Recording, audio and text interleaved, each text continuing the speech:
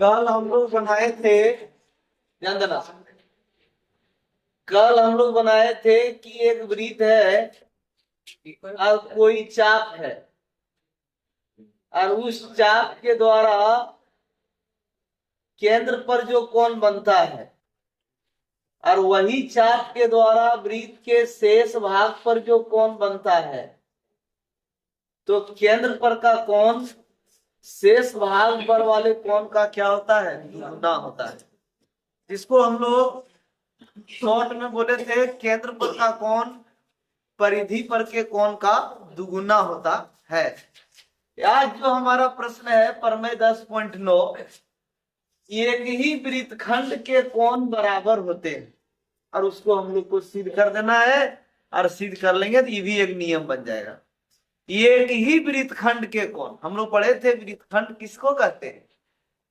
जब जीवा और चाप, जीवा और के बीच का जो क्षेत्रफल होता है, जीवा और चाप के बीच का जो क्षेत्रफल होता है वृत्त में, जीवा और चाप के बीच का क्षेत्रफल जो होता है उसी को कहते हैं वृत्तखंड।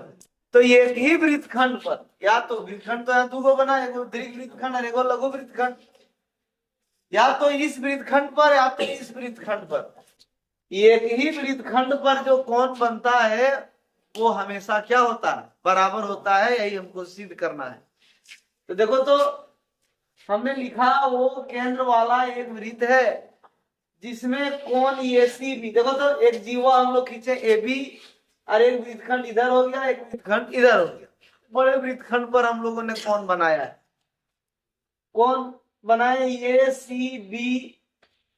ACB और एक कोण बनाए ADB, और भी कोण जितना भी बनेगा सब क्या होगा?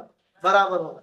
तो दो को कोण बनाए, वही लिखे वो केंद्र वाला एक वृत्त है जिसमें कोण ACB और कोण ADB एक ही वृत्तखंड के कोण है।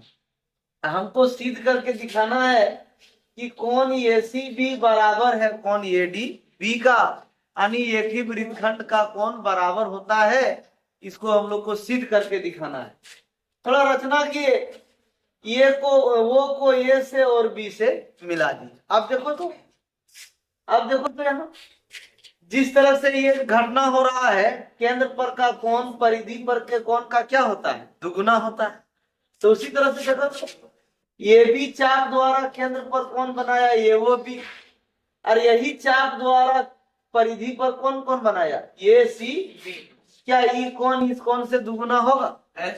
वही लिखे। और उसी तरह सेम यही AB चाप के द्वारा भी ये कोण बना हुआ, यानी ये कोण इससे भी दुगुना होगा और इससे भी दुगुना होगा, है ना? केंद्र पर का कोण परिधि पर के कोण का दुगुना होता है। कल हम लोग सिद्ध कर चुके हैं।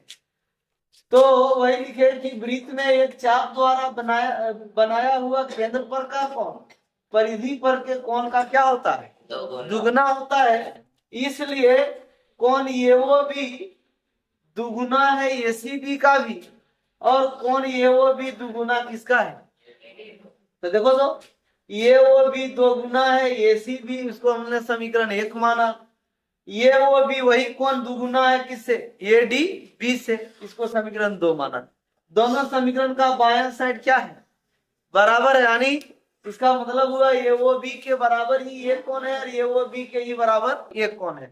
जब एक व्यक्ति के बराबर दो व्यक्ति हो तो वो दोनों भी आपस में क्या होता है? बराबर होता है, यानी। और समीकरण में हम लोग क्या बोलते हैं? जब लेफ्ट हैंड साइड बराबर हो तो राइट हैंड साइड बराबर होता है, और जब राइट हैंड साइड बराबर हो तो लेफ्ट हैंड साइड बराबर होता है, यानी जब बायां बराबर है तो ये दायां बराबर होगा। समीकरण 1 और 2 से 2 कोण ACB बराबर होगा 2 कोण ADB। दोनों साइड कट गया तो बचा कोण ACB बराबर कोण ADB। यहां से क्या कानून बना कि एक ही वृत्तखंड के कोण क्या होते हैं? एक ही वृत्तखंड पर जितना भी कोण बने वो सब आपस में क्या होता है? बराबर होता है। अभी यहाँ कौन बना दे? दो एक ही वृत्तखंड पर, ध्यान दो, एक कोण ये बनाए, एक कोण ये बनाए, तो ये भी दोनों आपस में क्या होगा? बराबर होगा। एक ही वृत्तखंड पर जो भी कोण बनेगा वो आपस में सब क्या होगा, बराबर होगा। और कल क्या पढ़े कि केंद्र पर का कोण परिधि पर के कोण का क्या होता है, 2 गुना होता है। इस प्रकार से ये 9 नंबर जो है सो समाप्त हुआ 10.9। अब जो है एगो प्रश्न है, लेकिन वो भी प्रमेय है, उसको सिद्ध करते हैं कि अर्धवृत्त पर का कोण समकोण होता है। अर्धवृत्त पर का कोण क्या होता है, तो लिखिए इसको।